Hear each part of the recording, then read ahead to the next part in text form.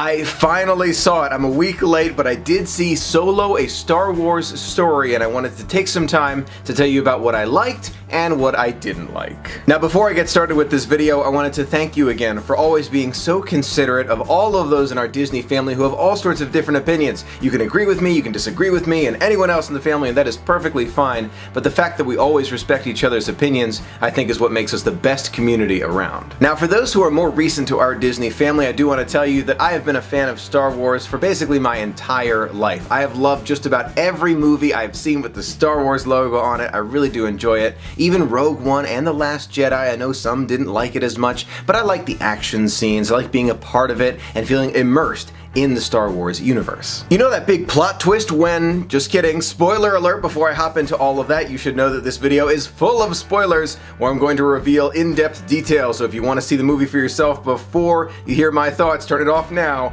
because the spoilers start now. So first, let's start with the good and the things that I really liked in this movie, and the first thing that comes to mind are those action sequences. Whether they're trying to escape a gravity well and go light speed through these closing planets, basically, or whether they're going through a mine and they're stealing some special valuable items and then they're trying to make their way out and fighting their way through, or maybe Chewbacca's doing his own fights. There are a lot of really interesting and exciting fight sequences throughout this entire movie. When I went in to see Solo: A Star Wars Story, I was ready with an open mind. I expected not to see Han Solo. I was ready for that. I really was. And I've got to tell you, the acting from all of the actors, every single one of them, was phenomenal. Really fantastic acting throughout. They did a great job. They didn't overplay anything. There were a few subtle jokes, but a lot of great acting. Believe it or not, of all the characters, new and old, who we saw in this movie, my favorite character and the interactions that he had in the movie was Chewbacca. I was so surprised. I thought it would be Han for sure, or maybe Lando Calrissian,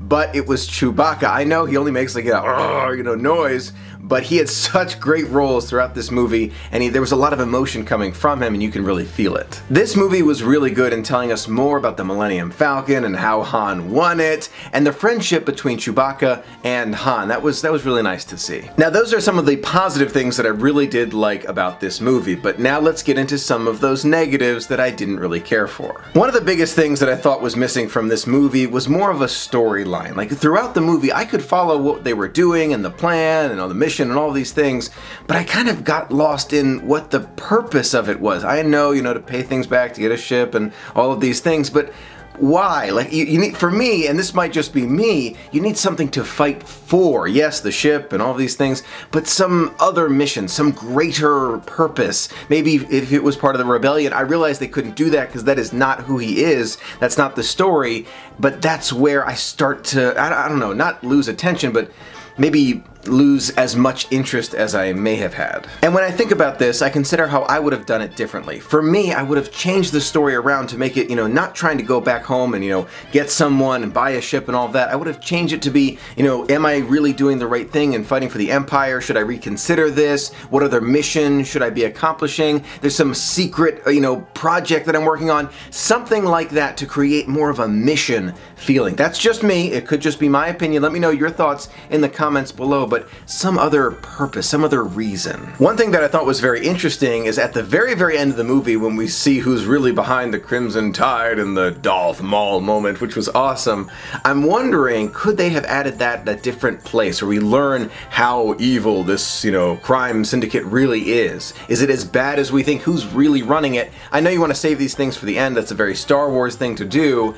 But without that initial contact of knowing who the real evil is, how bad are these crime syndicates, I guess I just needed more background about the crime syndicates to know what they were fighting against. You know what I mean? It just, I don't know, somehow it didn't hang together for me. Those are my general thoughts for Solo: A Star Wars Story. Did I like it? Part of me did. I really did. I like to learn more about Han. I'd love to see Chewbacca in it. That was great.